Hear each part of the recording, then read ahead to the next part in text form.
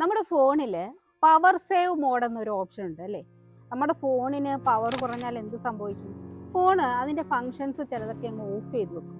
ഇതുപോലെ തന്നെയാണ് നമുക്ക് സ്ട്രെസ്സും ടെൻഷനും ഒക്കെ കൂടുമ്പോൾ നമ്മുടെ നമ്മുടെ ചില ഫങ്ഷൻസ് ഒക്കെ അങ്ങ് ഓഫാക്കി വെക്കും.